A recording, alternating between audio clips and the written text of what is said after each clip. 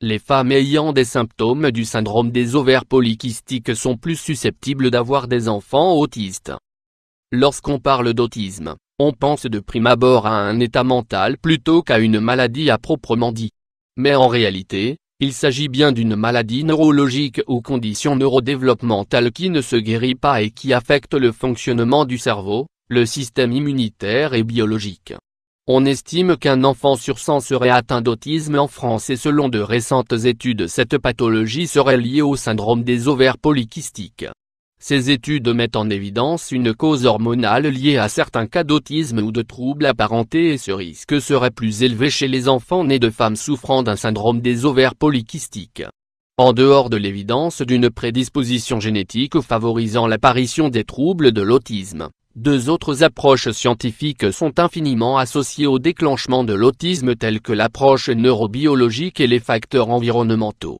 Syndrome des ovaires polykystiques mis en cause dans certains cas d'autisme. Cependant, une étude récente met en corrélation le syndrome des ovaires polykystiques, SOPK, à un risque accru d'autisme chez un enfant à naître. En effet, les femmes atteintes du syndrome des ovaires polykystiques et en âge d'avoir des enfants, sécrètent une grande quantité d'hormones androgènes, y compris pendant la grossesse, provoquant ainsi un dysfonctionnement métabolique dû à la résistance à l'insuline.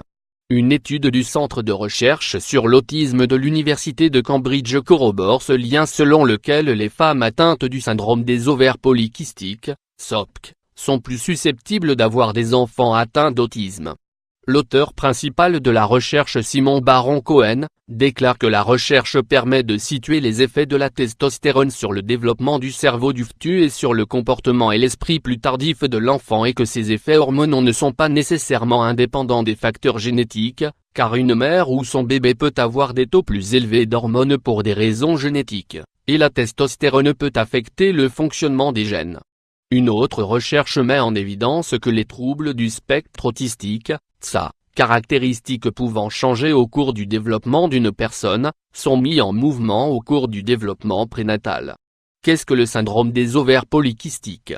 Le syndrome polykystique, pathologie endocrinienne, est caractérisé par un trouble hormonal donnant lieu à des symptômes divergents d'une femme à l'autre, tels que des cycles menstruels irréguliers, de l'acné et une pilosité excessive.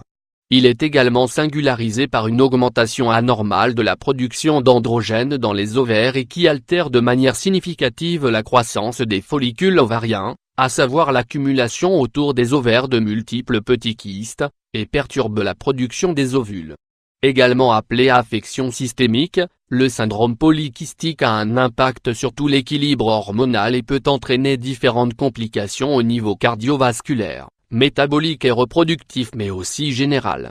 Un éventuel traitement ne repose que sur celui des symptômes et manifestations de l'affection et sur la prévention des complications.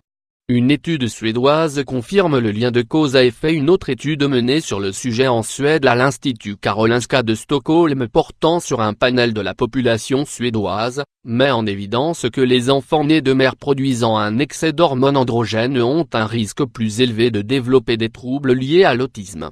Nous avons découvert qu'un diagnostic de SOPK chez la mère augmentait de 59% le risque de TSA chez l'enfant, a déclaré la psychiatre Kyriaki Kozidou du département des sciences de la santé publique au sein de l'Institut Karolinska. Par ailleurs, l'équipe de recherche a aussi mis en lumière que les femmes autistes étaient plus susceptibles d'être atteintes du syndrome polykystique et que celles-ci étaient plus à même d'être également atteintes de troubles de l'autisme, ce qui suggérerait le lien de causalité du fait des niveaux élevés d'hormones stéroïdes sexuelles.